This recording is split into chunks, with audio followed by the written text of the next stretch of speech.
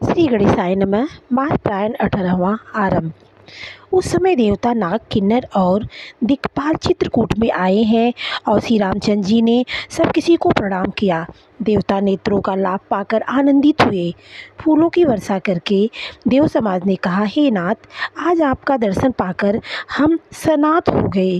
फिर विनती करके उन्होंने अपने दुसह दुख सुनाए और दुखों के नाश का आश्वासन पाकर हर्षित होकर अपने अपने स्थानों को चले गए। श्री रघुनाथ जी की चित्रकूट में बसे हैं। यह समाचार सुनकर बहुत से मुनि आए। रघुकुल के चंद्रमा श्री रामचंद्र जी ने मुदित हुई मुनि मंडली को आते देखकर दंडवत प्रणाम किया। मुनिगण श्री रामचंद्र जी को हृदय से लगा लेते हैं और सफल होने के लिए आशीर्वाद देते हैं। वे सीता जी, लक्ष्मण जी और श्री रामचंद्र जी की छवि देखते हैं और अपने साधनों को सफल हुआ समझते हैं। श्री रामचंद्र जी ने यथा योग्य सम्मान करके मुनि मंडली को विदा किया। श्री रामचंद्र जी के आ जाने से वे सब अपने अपने आश्रमों में अब स्वतंत्रता के साथ योग, जप, यज्ञ और तप करने लगे। यह श्री रामचंद्र जी के आगमन समाचार कोल भीलों ने पाया तो वे ऐसे हर्षित हुए मानो 9 निधियाँ उनके घर ही पर आ गई हों। वे दोनों में कंद मूल फल भर करके चले आए और मानो दरिद्र सोना लूटने चले हों। उनमें से जो दोनों भाइयों पहले देख चुके थे, उनसे दूसरे लोग रास्ते में जाते हुए पूछते हैं। इस प्रकार श्री रामचंद्र जी की सुंदरता कहते हुए सबने और रघुनाथ जी के दर्शन किए। करई जो हारु भेंट धरि आगे, प्रभु ही बिलोकति अति अनुरागे। चित्र लिखे जनु जह तह ठाढ़े, पुलक शरीर नयन जल बाढ़े। भेंट आगे रखकर वे लोग जोहार करते हैं और अत्यंत अनुराग के साथ प्रभु को देखते हैं। वे मुग्ध हुए जहाँ के तहाँ मानो चित्र लिखे से खड़े हैं। उनके शरीर पुलकित है और नेत्रों में प्रेमाश्रुओं के जल की बाढ़ आ रही है। राम स्नेह मगन सब जाने, कही प्रिय वचन सकल सन्माने। प्रभु ही जोहारी बहोरी बहोरी, वचन विनीत कहीं कर जोरी। श्री रामचंद्र जी ने उन सबको प्रेम में मग्न जाना और प्रिय वचन कहकर सबका सम्मान किया। वे बार बार प्रभु श्री रामचंद्र जी को जोहार करते हुए हाथ जोड़कर विनीत वचन कहते हैं। अब हम नाथ सनाथ सब, भय देखी प्रभु पाई। भाग हमारे आगमनु, राउर कौशल राय। हे नाथ प्रभु, आपके चरणों का दर्शन पाकर अब हम सब सनाथ हो गए हैं। हे कौशल राज, हमारे ही भाग्य से आपका यहाँ शुभागमन हुआ है। हे नाथ, जहाँ जहाँ आपने अपने चरण रखे हैं वे पृथ्वी, वन, मार्ग और पहाड़ धन्य हैं। वे वन में विचरने वाले पक्षी और पशु धन्य हैं जो आपको देखकर सफल जन्म हो गए। हम सब भी अपने परिवार सहित धन्य हैं जिन्होंने नेत्र भरकर आपका दर्शन किया। आपने बड़ी अच्छी जगह विचार कर निवास किया है। यहाँ सभी ऋतुओं में आप सुखी रहिएगा। हम लोग सब प्रकार से हाथी, सिंह, सर्प और बाघों से बचाकर आपकी सेवा करेंगे। हे प्रभु, यहाँ के बीहड़, वन, पहाड़, गुफाएं और खो यानी दर्रे सब पग पग पर हमारे देखे हुए हैं। हम वहाँ उन स्थानों में आपको शिकार खिलावेंगे और तालाब, झरने आदि जलाशयों को दिखावेंगे। हम कुटुंब समेत आपके सेवक हैं। हे नाथ, इसलिए हमें आज्ञा देने में संकोच न कीजिएगा। वेद वचन मुनि मन अगम, ते प्रभु करुणाएन। बचन किरातन के सुनत, जिमि पितु बालक बैन। जो वेदों के वचन और मुनियों के मन को भी अगम है, वे करुणा के धाम प्रभु श्री रामचंद्र जी भीलों के वचन इस तरह सुन रहे हैं जैसे पिता बालकों के वचन सुनता है। श्री रामचंद्र जी को केवल प्रेम प्यारा है। जो जानने वाला हो यानी वह जान ले। तब श्री रामचंद्र जी ने प्रेम से परिपुष्ट हुए यानी प्रेम पूर्वक कोमल वचन कहकर उन सब वन में विचरण करने लोगों को संतुष्ट किया। फिर उनको विदा किया। वे सिर नवाकर चले और प्रभु के गुण कहते कहते घर आए। इस प्रकार देवता और मुनियों को सुख देने वाले दोनों भाई सीता जी समेत वन में निवास करने लगे। जब से श्री रघुनाथ जी वन में आकर रहे तब से वन मंगलदायक हो गया।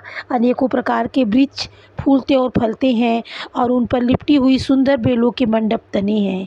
वे कल्प वृक्ष के समान स्वाभाविक ही सुंदर हैं, मानो वे देवताओं के वन नंदन वन को छोड़कर आए हैं। भौरों की पत्तियाँ बहुत ही सुंदर है, जो गुंजार कर रही है और सुख देने वाली शीतल मंद सुगंधित हवा चलती रहती है। नीलकंठ, कोयल, तोते, पपीहे, चकवे और चकोर आदि पक्षी कानों को सुख देने वाली और चित्त को चुराने वाली तरह तरह की बोलियां बोल रहे हैं। हाथी, सिंह, बंदर, सुअर और हिरन ये सब वैर छोड़कर साथ साथ विचरण कर रहे हैं।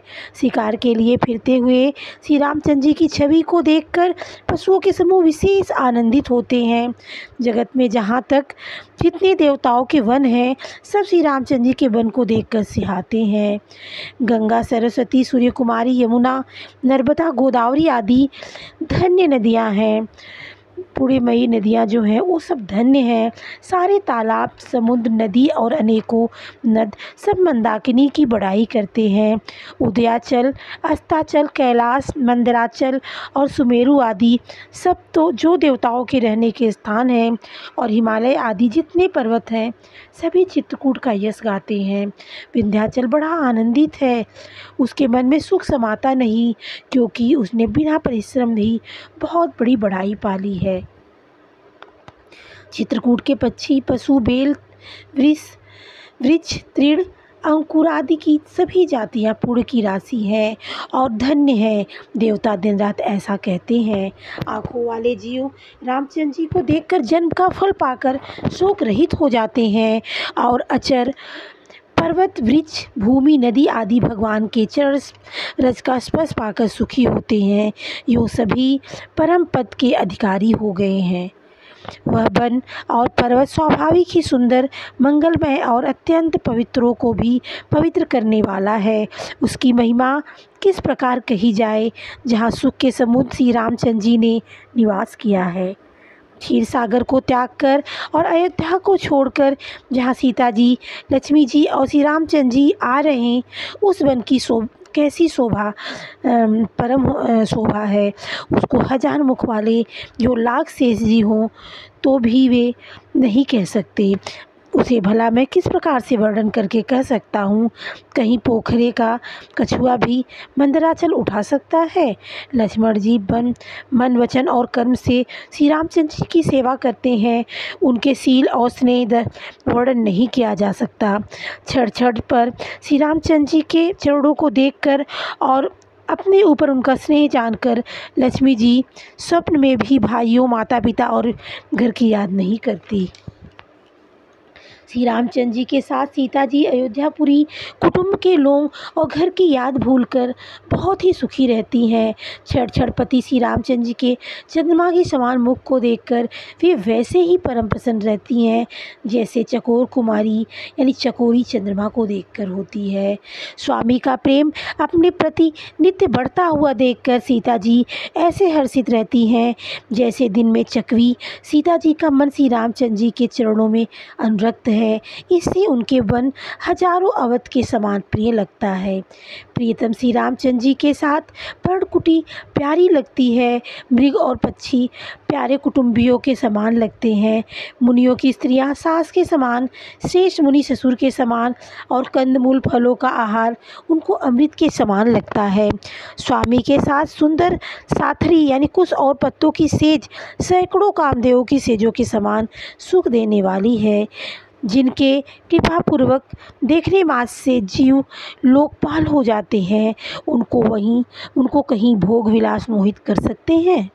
श्री रामचंद्र जी का स्मरण करने से ही भक्तजन तमाम भोग विलास को तिनके के समान त्याग देते हैं। उन श्री रामचंद्र जी की प्रिय पत्नी और जगत की माता श्री सीता जी के लिए भोग विलास का त्याग कुछ भी आश्चर्य नहीं है। सीता जी और लक्ष्मण जी को जिस प्रकार सुख मिले श्री रघुनाथ जी वही करते और वही कहते हैं। भगवान प्राचीन कथाएं और कहानियाँ कहते हैं और लक्ष्मण जी तथा सीता जी अत्यंत सुख पाकर मानकर सुनते हैं। जब जब श्री रामचंद्र जी अयोध्या की याद करते हैं तब तब उनके नेत्रों में जल भर आता है। माता पिता, कुटुंबी और भाइयों तथा भरत के प्रेमशील और सेवा भाव को याद करते हैं। कृपा के समुद्र प्रभु श्री रामचंद्र जी दुखी हो जाते हैं, किंतु फिर कुछ समय समझकर धीरज धारण कर लेते हैं। श्री रामचंद्र जी को दुखी देखकर सीता जी और लक्ष्मण जी भी व्याकुल हो जाते हैं। जैसे किसी मनुष्य की परछाई उस मनुष्य के समान ही चेष्टा करती है। तब धीर, कृपालु और भक्तों के हृदय को शीतल करने के लिए चंदन रूप रकुल को आनंदित करने वाले श्री रामचंद्र जी की प्यारी पत्नी और भाई लक्ष्मण की दशा देखकर कुछ पवित्र कथाएं कहने लगते हैं, जिन्हें सुनकर लक्ष्मण जी और सीता जी सुख प्राप्त करते हैं। लक्ष्मण जी और सीता जी सहित श्री रामचंद्र जी पर्णकुटी में ऐसे सुशोभित हैं जैसे अमरावती में इंद्र अपनी पत्नी शची और पुत्र जयंत सहित बसता है। प्रभु श्री रामचंद्र जी सीता जी और लक्ष्मण जी कैसे संभाल रहे हैं, जैसे पलके नेत्रों के गोल को ही इधर लक्ष्मण जी श्री सीता जी और श्री रामचंद्र जी को, अथवा लक्ष्मण जी और सीता जी श्री रामचंद्र जी की ऐसे सेवा करते हैं जैसे अज्ञानी मनुष्य शरीर की करते हैं। पक्षी, वस्तु, देवता और तपस्वियों के हितकारी प्रभु इस प्रकार सुखपूर्वक वन में निवास कर रहे हैं। तुलसीदास जी कहते हैं, मैंने श्री रामचंद्र जी का सुंदर वनगमन कहा, अब जिस तरह सुमंत अयोध्या में आए वह कथा सुनो। प्रभु श्री रामचंद्र जी को पहुंचाकर जब निषाद राज लौटा तब आकर उसने रथ को मंत्री यानी सुमंत सहित देखा। मंत्री को व्याकुल देखकर निषाद को जैसा दुख हुआ वह कहा नहीं जाता। निषाद को अकेले आया देखकर सुमंत हा राम, हा सीते, हा लक्ष्मण पुकारते हुए बहुत व्याकुल होकर धरती पर गिर पड़े। रथ के घोड़े दक्षिण दिशा की ओर जिधर रामचंद्र जी गए थे देख देख कर ही निनाते हैं, मानो बिन पंख के पक्षी व्याकुल हो रहे हैं। वे न तो घास चरते हैं न पानी पीते हैं, केवल आंखों से जल बहा रहे हैं। श्री रामचंद्र जी के घोड़ों को इस दशा में देखकर सब निषाद व्याकुल हो गए। तब धीरज धरकर निषाद राज कहते हैं, हे सुमंत, अब विषाद को छोड़िए, आप पंडित और परमार्थ के जानने वाले हैं। विधाता को प्रतिकूल जानकर धैर्य धारण कीजिए। कोमलवाड़ी से भांति भांति की कथाएं कहकर निषाद ने जबरदस्ती लाकर सुमंत को रथ पर बैठाया, परंतु शोक के मारे वे इतने स्थिर हो गए कि रथ को हाँक नहीं सके। उनके हृदय में श्री रामचंद्र जी की विरह की बड़ी तीव्र वेदना है। घोड़े फड़फड़ाते हैं और ठीक रास्ते पर नहीं चलते, मानो जंगली पशु लाकर रथ में जोत दिए गए हों। वे श्री रामचंद्र जी के वियोगी घोड़े कभी ठोकर खाकर गिर पड़ते हैं, कभी घूमकर पीछे की ओर देखने लगते हैं। वे तीव्र दुख से व्याकुल हैं। जो कोई राम, लक्ष्मण या जानकी का नाम ले लेता है, घोड़े हिकर कर उसकी ओर प्यार से देखने लगते हैं। घोड़ों की विरह दशा कैसे कही जा सकती है। वे ऐसे व्याकुल हैं जैसे मड़ी के बिना सांप व्याकुल होता है। मंत्री और घोड़ों की यह दशा देखकर निषाद राज विषाद के वश हो गया। तब उसने अपने 4 उत्तम सेवक बुलाकर सारथी के साथ कर दिए। निषाद राज सुमंत को पहुंचाकर विदा करके लौटा और उसके विरह और दुख का वर्णन नहीं किया जा सकता। वे चारों निषाद रथ लेकर अवध को चले। सुमंत और घोड़ों को देख देख कर वे भी क्षण क्षण भर विषाद में डूब जाते थे। व्याकुल और दुख में दीन हुए सुमंत जी सोचते हैं कि श्री रघुवीर के बिना जीने को धिक्कार है। आखिर यह अधम शरीर रहेगा तो है ही नहीं, सभी श्री रामचंद्र जी के बिछुड़ते ही छूटकर इसने यश नहीं ले लिया। ये प्राण अपयश और पाप के भाड़े हो गए। अब एक इस कारण कुछ नहीं करते यानी नहीं निकलते। हाय नीच नीच मन मौका चूक गया। अब भी तो हृदय के दो टुकड़े नहीं हो जाते। सुमंत हाथ मल मल कर और सिर पीट पीट कर पछताते हैं, मानो कोई कंजूस धन का खजाना खो बैठा हो। वे इस प्रकार चले मानो कोई बड़ा योद्धा वीर का बाना पहनकर और उत्तम सूरवीर कहलाकर युद्ध से भाग चला हो। जैसे कोई विवेकशील वेद का ज्ञाता साधु सम्मत आचरणों वाला और उत्तम जाति का कुलीन ब्राह्मण धोखे से मदिरा पी ले और पीछे पछतावे, उसी प्रकार मंत्री सुमंत सोच कर रहे हैं यानी पछता रहे हैं। जैसे किसी उत्तम कुल वाली साधु स्वभाव की समझदार और मन वचन कर्म से पति को ही देवता मानने वाली पतिव्रता स्त्री को भाग्यवश पति को छोड़कर पति से अलग रहना पड़े, उस समय उसके हृदय में जैसे भयानक संताप होता है वैसे ही मंत्री के हृदय में हो रहा है। नेत्रों में जल भरा है, दृष्टि मंद हो गई है, कानों में सुनाई नहीं पड़ता, व्याकुल हुई बुद्धि बेठिकाने हो रही है, होठ सूख रहे हैं, मुंह में लाठी लग गई है, किंतु ये सब मृत्यु के लक्षण हो जाने पर भी प्राण नहीं निकलते, क्योंकि हृदय में अवधि रूपी किवाड़ लगे हैं। अर्थात 14 वर्ष बीत जाने पर भगवान फिर मिलेंगे, यही आशा रुकावट डाल रही है। सुमन जी के मुख का रंग बदल गया है, जो देखा नहीं जाता। ऐसा मालूम होता है मानो इन्होंने माता पिता को मार डाला हो। इनके मन में राम वियोग रूपी हानि की महान ग्लानि छा रही है, जैसे कोई पापी मनुष्य नरक को जाता हुआ रास्ते में सोच रहा हो। मुँह से वचन नहीं निकलते, हृदय में पछताते हैं कि मैं अयोध्या में जाकर क्या देखूंगा। श्री रामचंद्र जी ने से शून्य रथ को जो भी देखता वही मुझे देखने में संकोच करेगा, अर्थात मेरा मुंह नहीं देखना चाहेगा। नगर के सब व्याकुल स्त्री पुरुष जब दौड़कर मुझसे पूछेंगे तब मैं हृदय पर वज्र रखकर सबको क्या उत्तर दूंगा। जब दीन दुखी सब माताएं पूछेंगी तब हे विधाता मैं उन्हें क्या कहूँगा। जब लक्ष्मण जी की माता मुझसे पूछेंगी तब मैं उन्हें कौन सा सुखदायी संदेशा कहूँगा। श्री रामचंद्र जी की माता जब इस प्रकार दौड़ी आवेंगी जैसे नई ब्याही हुई गौ बछड़े को याद करके दौड़ी आती है, तब उसके पूछने पर मैं उन्हें क्या उत्तर दूंगा कि श्री राम लक्ष्मण सीता वन को चले गए। जो भी पूछेगा उसे यही उत्तर देना पड़ेगा, हाय अयोध्या अब मुझे यही सुख लेना है।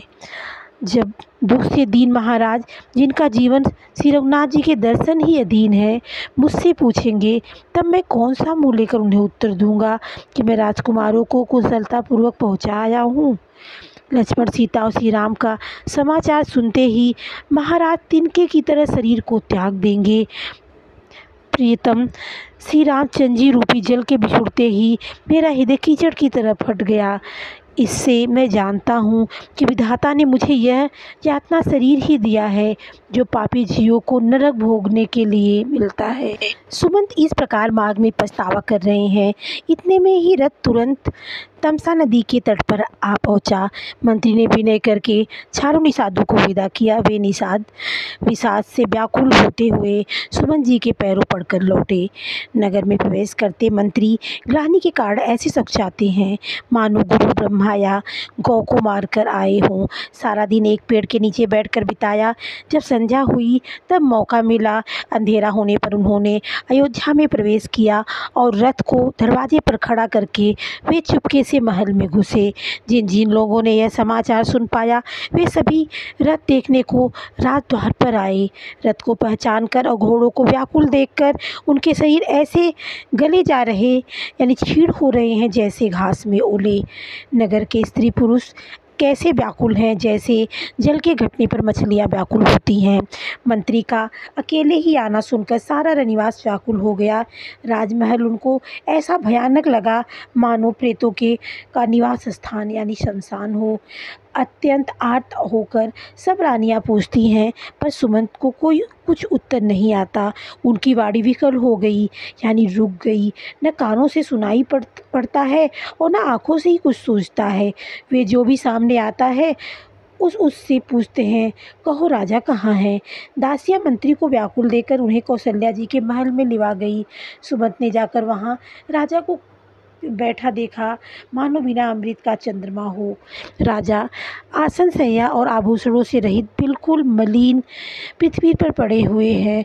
वे लंबी सांसें लेकर इस प्रकार सोच रहे हैं, मानो राजा ययाति स्वर्ग से गिरकर सोच कर रहे हों।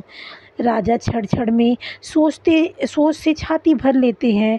ऐसी विकल दशा है मानो गिद्धराज जटायु का भाई संपाति पंखों के जल जाने पर गिर पड़ा हो। राजा बार-बार राम राम का स्नेही प्यारे राम कहते हैं, फिर हाँ राम, हाँ लक्ष्मण, हाँ जानकी ऐसा कहने लगते हैं। मंत्री ने देखकर जय जीव कहकर दंडवत प्रणाम किया। सुनते ही राजा व्याकुल होकर उठे और बोले, सुमंत कहो राम कहाँ है। राजा ने सुमंत को हृदय से लगा लिया, मानो डूबते हुए आदमी को कुछ सहारा मिल गया हो। मंत्री को स्नेह के पास बैठाकर नेत्रों में जल भरकर राजा पूछने लगे, हे मेरे प्रेमी सखा, श्री राम की कुशल कहो, बताओ श्री राम लक्ष्मण और जानकी कहाँ हैं। उन्हें लौटा लाए तो कि वे वन को चली गए। यह सुनते ही मंत्री के आंखों में जल भर आया। शोक से व्याकुल होकर राजा फिर पूछने लगे, सीताराम और लक्ष्मण का संदेशा तो कहो। श्री रामचंद्र जी के रूप, गुणशील और स्वभाव को याद करके राजा हृदय में सोच करते हैं और कहते हैं, मैंने राजा होने की बात सुनाकर वनवास दे दिया है। यह सुनकर भी जिस राम के मन में हर्ष और विषाद नहीं हुआ, ऐसे पुत्र के बिछुड़ने पर भी मेरे प्राण क्यों नहीं गए। तब मेरे समान बड़ा पापी कौन होगा।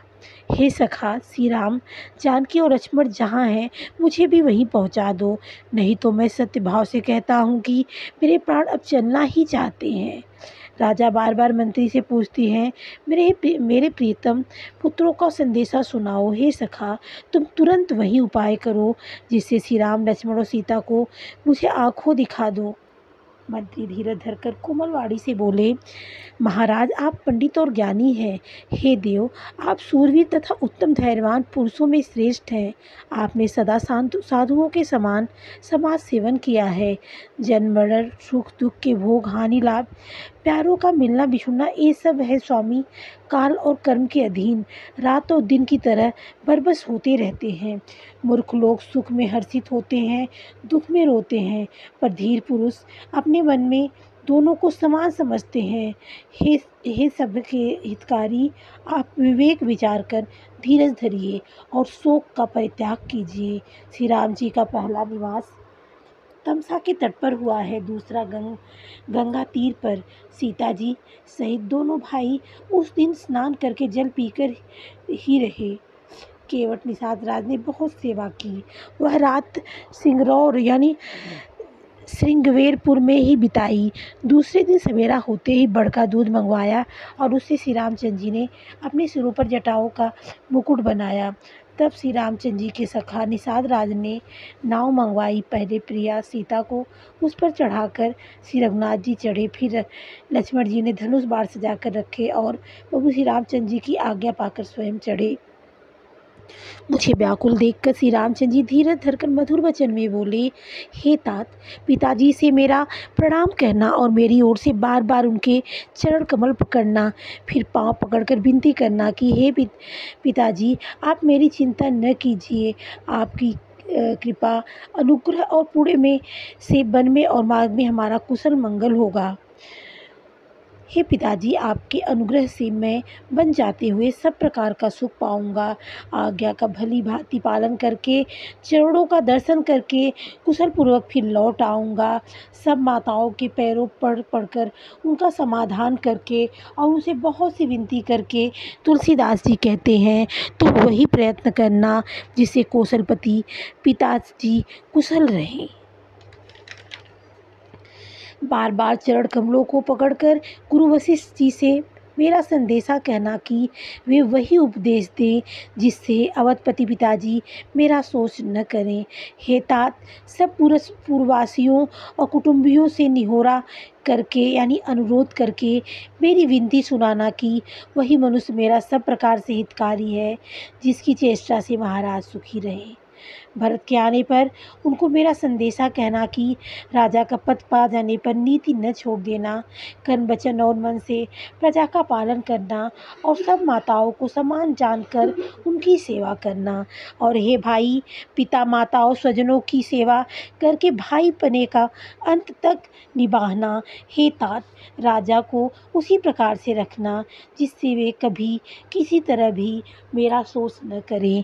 लक्ष्मण ने कुछ कठोर वचन कहे, किंतु श्री रामचंद्र जी ने उन्हें बरस कर फिर मुझसे अनुरोध किया और बार बार अपनी सौगंध दिलाई और कहा, हे तात, लक्ष्मण का लड़कपन वहाँ न कहना।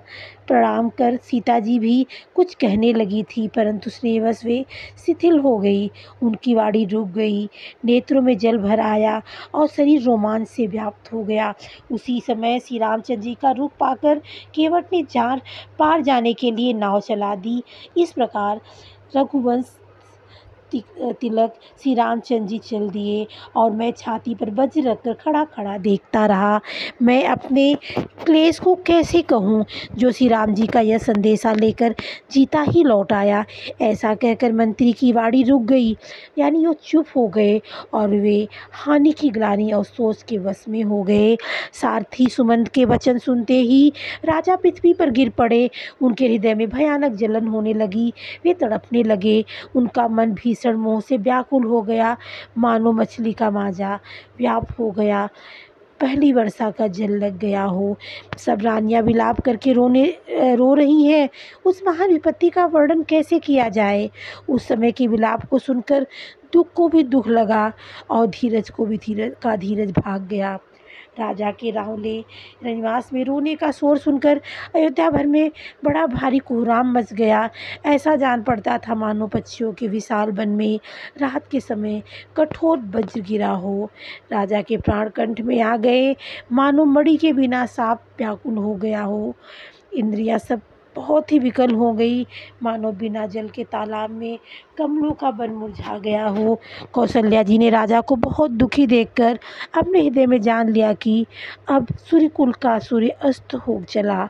तब श्री रामचंद्र जी की माता कौशल्या हृदय में धीरज धरकर समय के अनुकूल वचन बोली, हे नाथ, आप मन में समझकर विचार कीजिए कि श्री रामचंद्र का वियोग अपार समुद्र है, अयोध्या जहाज है और आप उसमें कर्णधार हैं। सब प्रियजन, कुटुंबी और प्रजा ही यात्रियों का समाज है जो इस जहाज पर चढ़ा हुआ है। आप धीरज धरिए तो सब पार पहुंच जाएंगे, नहीं तो सारा परिवार डूब जाएगा। हे प्रिय स्वामी, यदि मेरी विनती हृदय में धारण कीजिएगा तो श्री राम लक्ष्मण सीता फिर आ मिलेंगे। प्रिय पत्नी कौशल्या के कोमल वचन सुनते ही राजा ने आंखें खोलकर देखा, मानो तड़पती हुई दीन मछली पर कोई शीतल जल छिड़क रहा हो। धीरज धरकर राजा उठ बैठे और बोले, सुमंत कहो, कृपालु श्री राम कहाँ है, लक्ष्मण कहाँ है, स्नेही राम कहाँ है और मेरी प्यारी बहू जानकी कहाँ है। राजा व्याकुल होकर बहुत प्रकार से विलाप कर रहे हैं। वह रात युग के समान बड़ी हो गई, बीतती ही नहीं। राजा को अंधे तपस्वी स्वर्ण कुमार के पिता की याद आ गई। उन्होंने सब कथा कौशल्या को कह सुनाई। इस इतिहास का वर्णन करते करते राजा व्याकुल हो गए और कहने लगे कि श्री राम के बिना जीने की आशा तो धिक्कार है। मैं उस शरीर को रखकर क्या करूँगा जिसने मेरा प्रेम का प्रण नहीं निभाया। हे रघुकुल को आनंद देने वाले मेरे प्राण प्यारे राम, तुम्हारे बिना जीते हुए मुझे बहुत दिन बीत गए। हाँ जानकी लक्ष्मण, हाँ रघुवर, हाँ पिता के चित्तरूपी चातक के हित करने वाले मेघ, राम राम कहकर फिर राम कहकर फिर राम राम कहकर और फिर राम कहकर राम श्री राम के विरह में शरीर त्याग कर सुरलोक को सिधार गए। जीनो मरने का फल तो दशरथ जी ने ही पाया। उनका निर्मल यश अनेकों ब्रह्मांडों में छा गया। जीते जी तो श्री रामचंद्र जी के चंद्रमा के समान मुख को देखा और श्री राम के विरह को निमित्त बनाकर अपना मरण सुधार लिया। सब रानियां शोक के मारे व्याकुल होकर रो रही हैं। वे राजा के रूप, शील, बल और तेज का बखान कर करके अनेकों प्रकार से विलाप कर रही हैं और बार बार धरती पर गिर गिर पड़ती हैं। दास दासीगण व्याकुल होकर विलाप कर रहे हैं और नगर निवासी घर घर रो रहे हैं। कहते हैं कि आज धर्म की सीमा, गुण और रूप के भंडार, सूर्यकुल के सूर्य अस्त हो गए। सब कैकेयी को गालियाँ देते हैं, जिसने संसार भर को बिना नेत्र का यानी अंधा बना दिया। इस प्रकार विलाप करते रात बीत गई। प्रातःकाल सब बड़े बड़े ज्ञानी मुनि आए।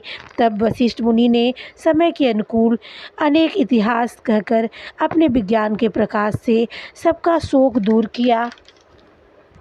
वशिष्ठ जी ने नाव में तेल भरवाकर राजा के शरीर को उसमें रखवा दिया। फिर दूतों को बुलवाकर उनसे ऐसा कहा, तुम लोग जल्दी दौड़कर भरत के पास जाओ। राजा की मृत्यु का समाचार कहीं किसी से न कहना। जाकर भरत से इतना ही कहना कि दोनों भाइयों को गुरुजी ने बुलावा भेजा है।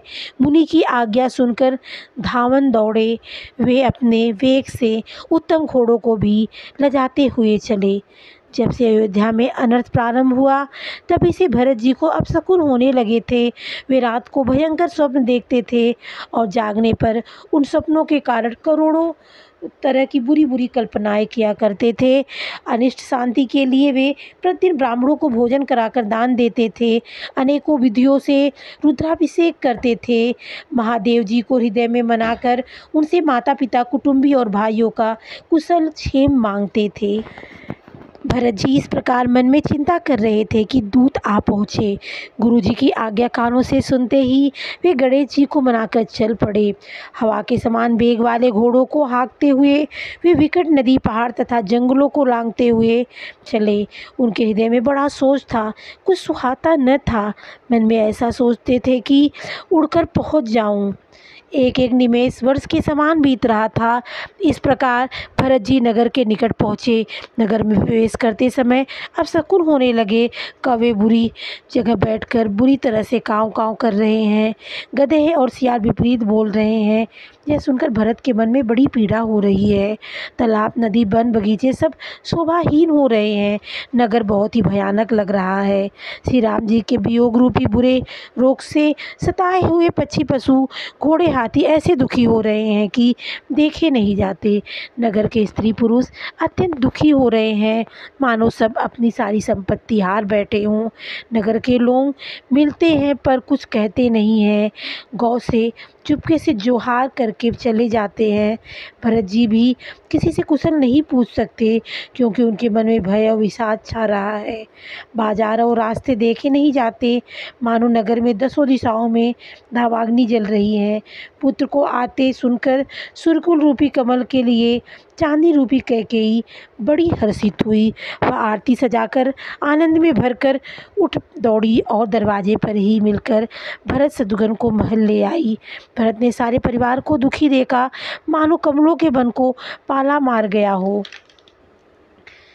एक कैकेयी ही इस तरह हर्षित दिखती हैं, मानो भीलनी जंगल में आग लगाकर आनंद में भर रही हो।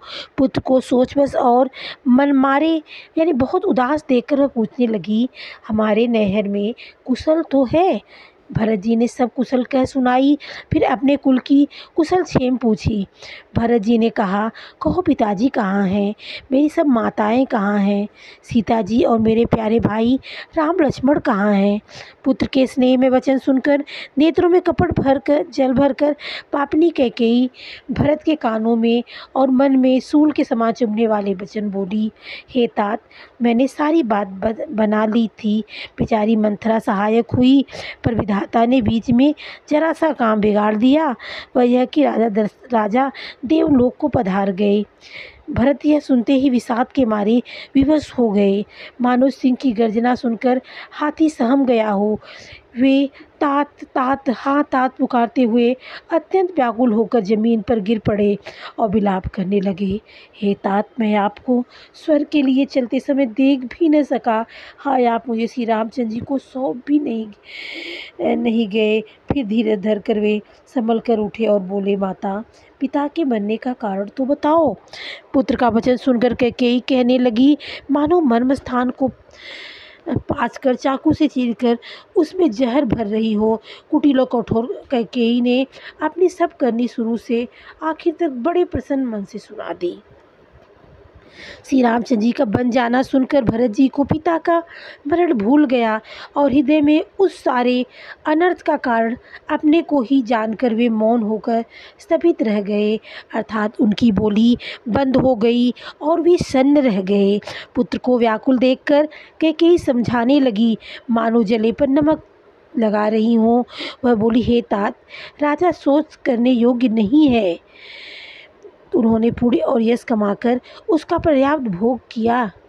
जीवन काल में ही उन्होंने जन्म लेने के संपूर्ण फल पा लिए और अंत में वे इंद्रलोक को चले गए। ऐसा विचार कर सोच छोड़ दो और समाज सहित नगर का राज्य करो। राजकुमार भरत जी यह सुनकर बहुत ही सहम गए, मानो पके घाव पर अंगार छू गया हो। उन्होंने धीरज धरकर बड़ी लंबी सांस लेते हुए कहा, पापिनी, तूने सभी तरह से कुल का नाश कर दिया। हाय, यदि तेरी ऐसी ही अत्यंत बुरी रुचि थी तो तूने जन्मते ही मुझे मार क्यों नहीं डाला। तूने पेड़ को काटकर पत्ते की को सींचा और मछली को जीने के लिए पानी को उलीच डाला, अर्थात मेरा हित करके जाकर उल्टा तूने मेरा अहित कर डाला।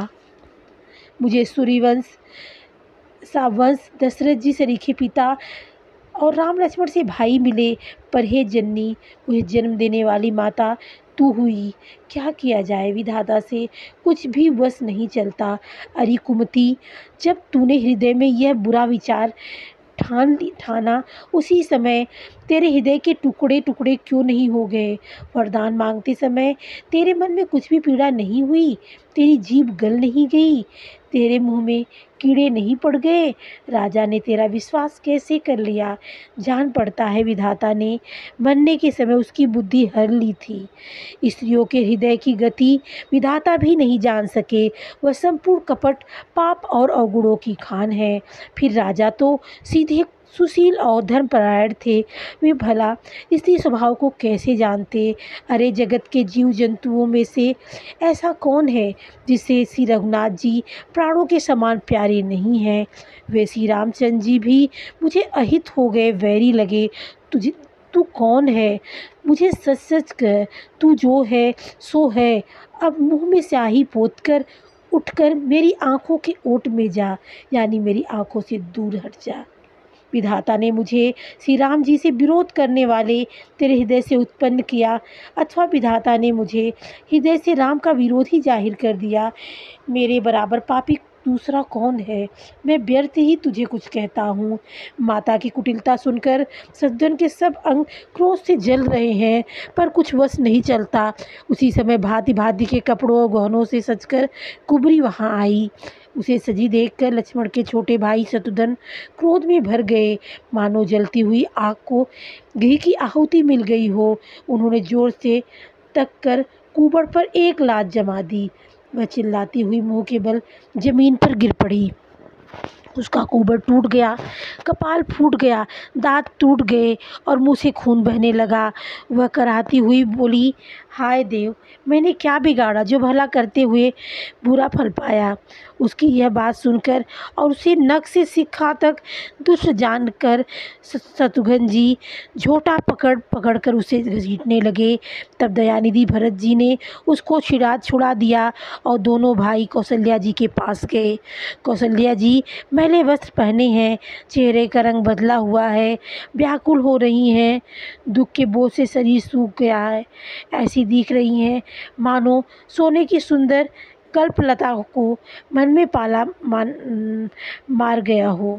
भरत को देखते ही माता कौशल्या जी उठ दौड़ी, पर चक्कर आ जाने से मूर्छित होकर पृथ्वी पर गिर पड़ी। यह देखते ही भरत जी बड़े व्याकुल हो गए और शरीर की सुध भुलाकर चरणों में गिर पड़े। फिर बोले, माता, पिताजी कहाँ हैं, उन्हें दिखा दें। सीता जी तथा मेरे दोनों भाई श्री राम लक्ष्मण कहाँ हैं, उन्हें दिखा दें।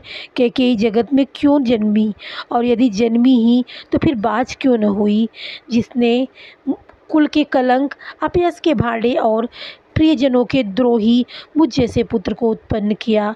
तीनों लोकों में मेरे समान अभागा कौन है, जिसके कारण हे माता तेरी यह दशा हुई। पिताजी स्वर्ग में हैं और श्री रामचंद्र जी वन में हैं।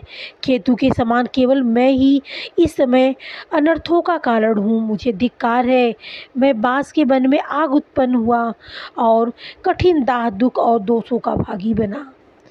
भरत जी के कोमल वचन सुनकर माता कौशल्या जी फिर संभल कर उठी।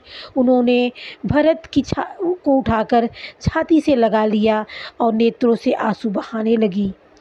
सरल स्वभाव वाली माता ने बड़े प्रेम से भरत जी को छाती से लगा लिया, मानो श्री राम जी ही लौटकर आ गए हों। फिर लक्ष्मण जी के छोटे भाई शत्रुघ्न को हृदय से लगाया। शोक और स्नेह हृदय में समाता नहीं था।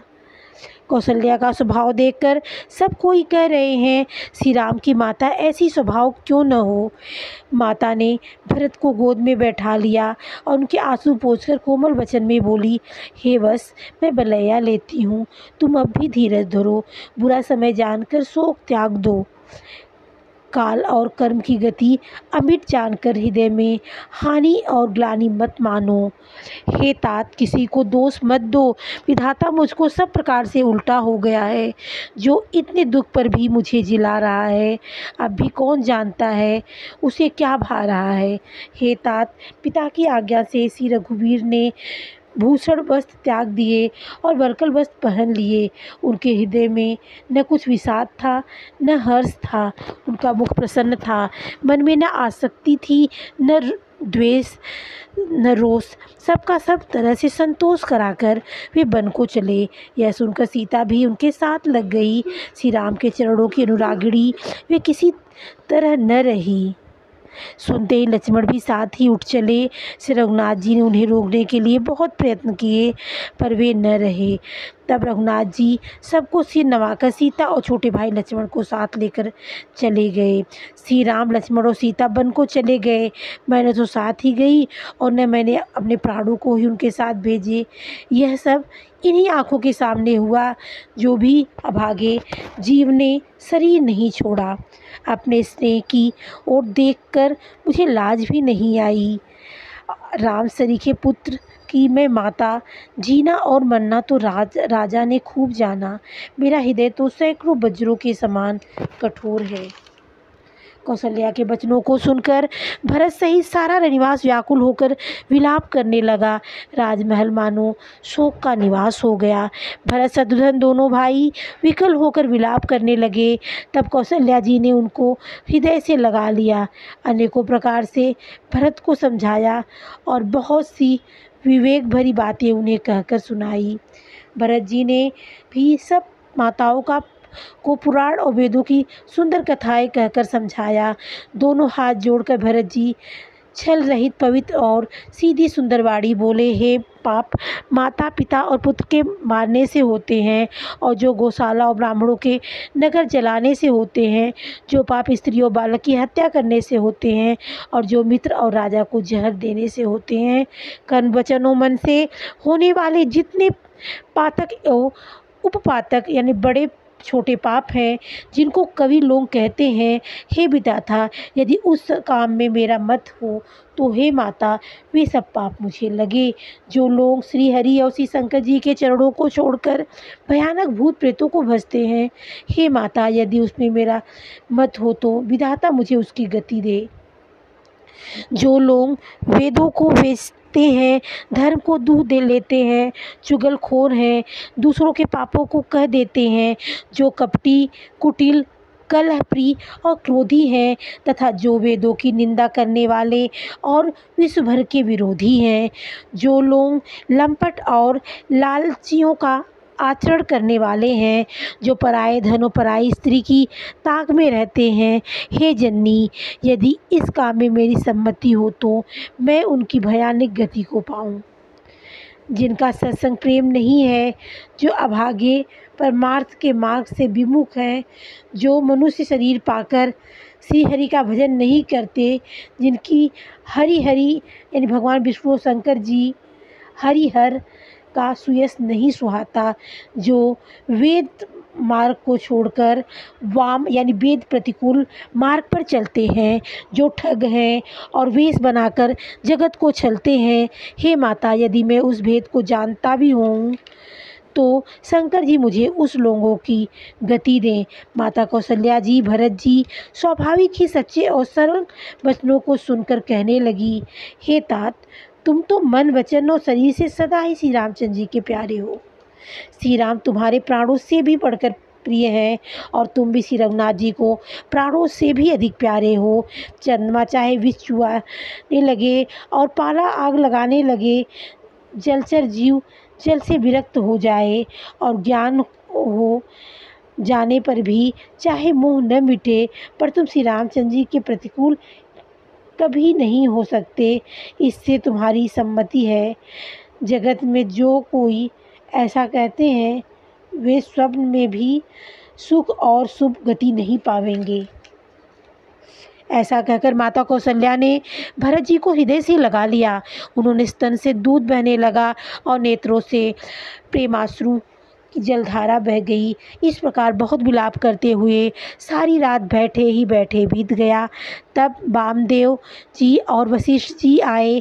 उन्होंने सब मंत्रियों तथा महाजनों को बुलाया। फिर मुनि वशिष्ठ ने परमार्थ के सुंदर समयानुकूल चलन कहकर बहुत प्रकार से भरत जी को उपदेश दिया। वशिष्ठ जी ने कहा, हे तात, हृदय में धीरज धरो और आज जिस कार्य की करने का अवसर है उसे करो। गुरु जी के वचन सुनकर भरत जी उठे और उन्होंने सब तैयारियां करने के लिए कहा।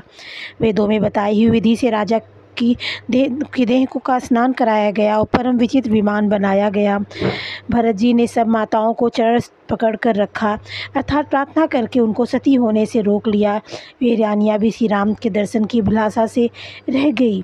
चंदन और के तथा और भी अनेकों प्रकार के अपार कपूर, गूगल, केसर आदि सुगंध द्रव्यों के बहुत से बोझ आए। सरयू के तट पर सुंदर चिता रचकर बनाई गई, जो ऐसी मालूम होती थी मानो स्वर्ग की सुंदर सीढ़ी हो।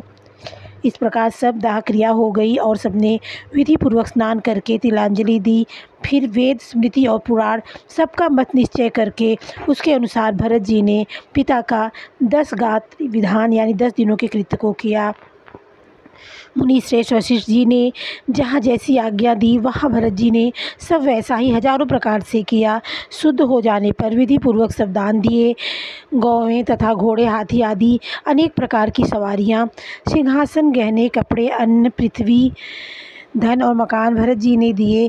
भूदेव ब्राह्मण दान पाकर परिपूर्ण काम हो गए, अर्थात उनकी सारी मनोकामनाएं अच्छी तरह से पूरी हो गई। पिताजी के लिए भरत जी ने जैसी करनी की वह लाखों मुखों से भी वर्णन नहीं की जा सकती। तब शुभ दिन सोचकर शेष मुनि वशिष्ठ आए और उन्होंने मंत्रियों तथा सब महाजनों को बुलवाया। सब लोग राजसभा में जाकर बैठ गए। तब मुनि ने भरत जी की शत्रुघ्न जी दोनों भाइयों को बुलवा भेजा। भरत जी को वशिष्ठ जी ने अपने पास बैठा लिया और नीति तथा धर्म से भरे हुए वचन कहे। पहले तो कैकेयी जैसी कुटिल करनी की थी। श्रेष्ठ मुनि ने वह सारी कथा कही। फिर राजा के धर्म, व्रत और सत्य की सराहना की, जिन्होंने शरीर त्याग कर प्रेम को निभाया। श्री रामचंद्र जी के गुणशील और स्वभाव का वर्णन करते करते तो मुनिराज के नेत्रों में जल भर आया और वे शरीर से पुलकित हो गए। फिर लक्ष्मण जी और सीता जी के प्रेम की बड़ाई करते हुए ज्ञानी मुनि शोक और स्नेह में मग्न हो गए। मुनिनाथ ने विलख कर कहा, हे भरत, सुनो, भावी बड़ी बलवान है। हानि लाभ, जीवन मरण और यश अपयश, ये सब विधाता के हाथ है। ऐसा विचार कर किसे दोष दिया जाए और व्यर्थ किस पर क्रोध किया जाए। हे तात, मन में विचार करो। राजा दशरथ सोच करने के योग्य नहीं है। सोच उस ब्राह्मण का करना चाहिए जो वेद नहीं जानता और जो अपना धर्म छोड़कर विषम भोग में ही लीन रहता है। उस राजा का सोच करना चाहिए जो नीति को नहीं जानता और जिसकी प्रजा प्राणों के समान प्रिय नहीं है। उस वैश्य को सोच करना चाहिए जो धनवान होकर भी कंजूस है और जो अतिथि सत्कार तथा शिव जी की भक्ति करने में कुशल नहीं है। उस शूद्र का सोच करना करना चाहिए जो ब्राह्मणों का अपमान करने वाला, बहुत बोलने वाला, मान बढ़ाई चाहने वाला और ज्ञान का घमंड रखने वाला है। पुनः उस स्त्री का सोच करना चाहिए जो पति को छलने वाली, कुटिल, कलहप्रिय और स्वेच्छाचारिणी है। उस ब्रह्मचारी का सोच करना चाहिए जो अपने ब्रह्मचर्य व्रत को दोष देता है और गुरु की आज्ञा के अनुसार नहीं चलता।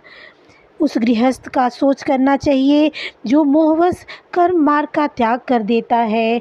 उस सन्यासी को सोच करना चाहिए जो मुनि दुनिया के प्रपंच में फंसा हुआ है और ज्ञान वैराग्य से हीन है। वानप्रस्थ वही सोच करने योग्य है जिसको तपस्या छोड़कर भोग अच्छे लगते हैं। सोच उसका करना चाहिए जो चुगलखोर है, बिना ही कारण क्रोध करने वाला है तथा माता पिता, गुरु एवं भाई बंधुओं के साथ विरोध रखने वाला है। सब प्रकार से उसका सोच करना चाहिए जो दूसरों का अनिष्ट करता है, अपने ही शरीर का पोषण करता है और बड़ा भारी निर्दयी है। और वह तो सभी प्रकार से सोच करने योग्य है जो छल छोड़कर हरि का भक्त नहीं होता। कौशलराज दशरथ जी सोच करने योग्य नहीं है जिसका प्रभाव 14 लोकों में प्रकट है। हे भरत, तुम्हारे पिता जैसा राजा तो न हुआ है और न आगे होगा। ब्रह्मा, विष्णु, शिव, इंद्र और दिक्पाल सभी दशरथ जी के गुणों की गाथाएं कहा करते हैं। हे तात, कहो उनकी बड़ाई कोई किस प्रकार करेगा जिनके श्री राम, लक्ष्मण, तुम और शत्रुघ्न सरीखे पवित्र पुत्र हैं। राजा सब प्रकार से बड़भागी थे, उनके लिए विषाद करना व्यर्थ है। यह सुन और समझकर सोच त्याग दो और राजा की आज्ञा सिर चढ़ाकर तदनुसार करो। राजा ने राजपद तुमको दिया है, पिता का वचन तुम्हें सत्य करना चाहिए। जिन्होंने वचन के लिए ही श्री रामचंद्र जी को त्याग दिया और राम विरह की अग्नि में अपने शरीर की आहुति दे दी। राजा को वचन प्रिय थे, प्राण प्रिय नहीं थे। इसलिए हे तात, पिता के वचनों को प्रमाण करो, राजा की आज्ञा सिर चढ़ाकर पालन करो, इसमें तुम्हारी सब तरह से भलाई है। परशुराम जी ने पिता की आज्ञा रखी और माता को मार डाला। सब लोग इस बात के साक्षी हैं। राजा ययाति के पुत्र ने पिता को अपनी जवानी दे दी। पिता की आज्ञा पालन करने से उन्हें पाप और अपयश नहीं हुआ। जो अनुचित और उचित का विचार छोड़कर पिता के वचनों का पालन करते हैं, वे यहाँ सुख और सुयश के पात्र होकर अंत में इंद्रपुरी यानी स्वर्ग में निवास करते हैं।